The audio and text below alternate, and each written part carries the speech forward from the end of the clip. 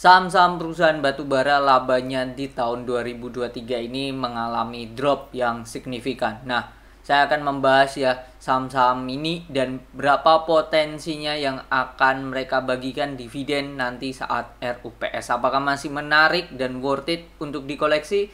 Tonton video ini sampai selesai. Oke, check this out.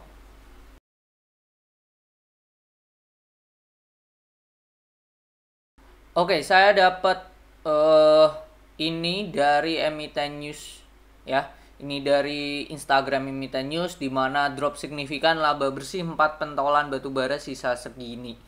Dan ini seperti Adaro ya turun minus 34, terus Bian minus 43, ITMG minus 58 dan PTBA minus 51.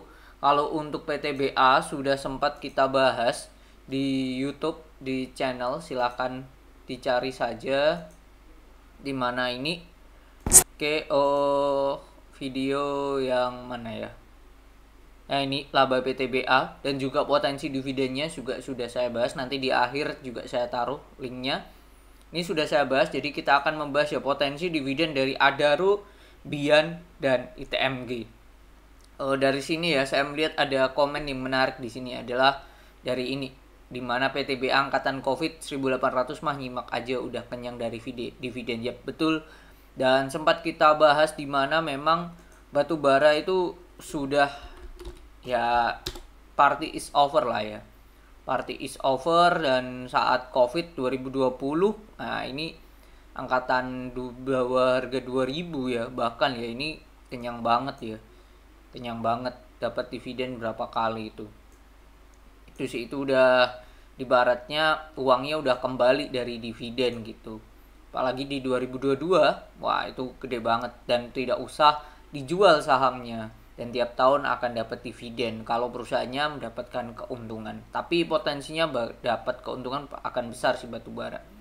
Oke, lantas langsung kita bahas aja. Yang pertama ada Adro. Kita bahas ya Adaro. Adaro Energy. Salah satu perusahaannya Sandiaga Uno, Garibaldi Thohir ya. Net income-nya tahun 2023 ini capai 25,3 triliun. 25,3 tepatnya, kalau tahun 2022 itu di 38 triliun. Nah, EPS-nya turun 1200 jadi 792. Nah, kalau kita hitung ya, ini salah satu perusahaan yang sering bagi dividen 2 kali ya. Secara dividen interim di akhir tahun atau awal Januari, dan juga di RUPS biasanya di April atau Mei kalau nggak salah. Nah, kita lihat ya dari RUPS-nya. Nah, ini di Mei, April, Mei. Nah, ini bagi dividennya. Nah, kita hitung dulu untuk Adro.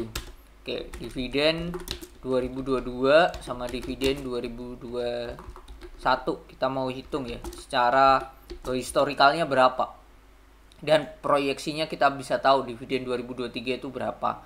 Dividen 2022 kan berarti ini tambah ini 199, ini dividen interim berdasarkan laba 2023. Nanti kita ulas ya. Oke, jadi labanya itu kan 240,78 ditambah dividennya 251,28. Jadi secara interim dan dividen final waktu RUPS ini tidak jauh beda, sama seperti sebelumnya. Ini 160 dan 141 gitu. Oke, ini di total 492,06 ya, 492,06 itu yang akan dibagikan. Nah, kita hitung juga DPR-nya berapa mereka. Nah, kalau 2021 berarti kan ini ya, Mei 141 sama interim 160. 141,39 ditambah 160,16 yaitu 301,55. Nah, DPR-nya adalah, nah ini baru kita hitung dari EPS. Kalau tahun lalu itu EPS-nya 1215, jadi 492,06 dibagi dengan 12 15,29, hasilnya adalah 40,49. Ya 48,9 kita bulatkan 49 lah. Nah, kalau tahun ini dari tahun 2021 301 ya dividennya 301,55 dibagi dengan ini 416,70. Nah, hasilnya 72%, 37. Oke. Sedangkan dividen interim tahun 2023 itu ada di range 19 berapa tadi?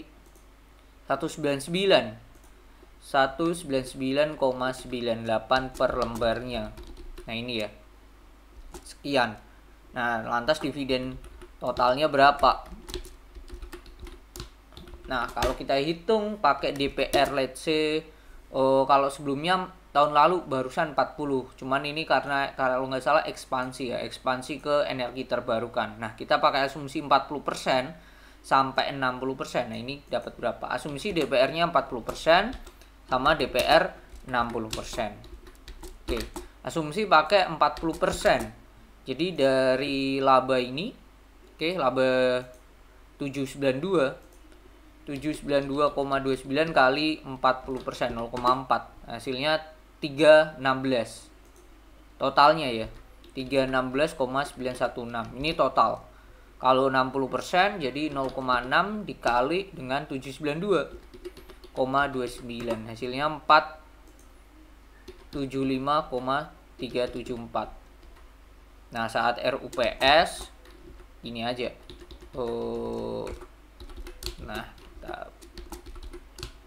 Nah, saat RUPS berarti kan ini totalnya ya. Totalnya kan sekian, kita kurangi dengan interimnya.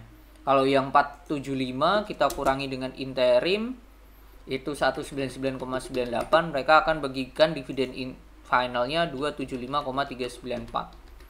Oke, waktu RUPS. Kalau pakai yang DPR 40 itu berarti 316,916 kurangi 199,98, hasilnya 116,936. Nah, kita pakai DPR yang tengah-tengah deh, 50%. Kalau pakai DPR 50%, 0,5 kali ini 792. Hasilnya 396,145. Dengan kita kurangi dengan dividen interimnya 199,98, hasilnya 196,165. Nah, kalau saya kemungkinan besar akan yang ini. Kenapa? Kalau saya melihat ya berdasarkan historikalnya, dividen interim dan dividen final waktu RUPS itu nggak jauh beda. Kayak ini tahun lalu interimnya 151, finalnya 240. Terus 2022 ini finalnya 141 waktu RUPS. Interimnya 160.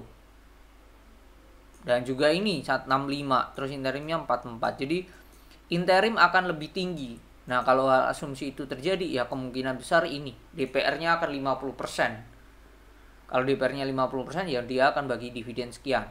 Kalau hal ini terjadi, dividen yield-nya berapa sih?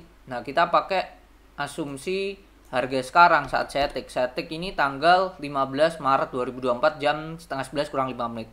Harganya di 2660. Ya udah kita bagi aja.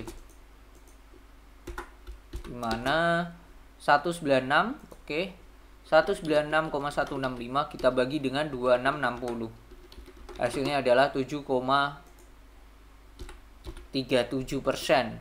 Nah, hasilnya ini dividen yield-nya masih di atas rata-rata, tapi kalau berdasarkan historical 7% ya kemungkinan exit-nya akan dibanting. Dan ini kondisinya sangatlah low risk ya. Selagi masih di atas 2620 ini masih low risk, masih oke ini perusahaan. Cuman exit-nya ya dia akan bikin gap down gitu, jangan kaget. Historicalnya memang seperti itu untuk si Adaro Energy sendiri gitu.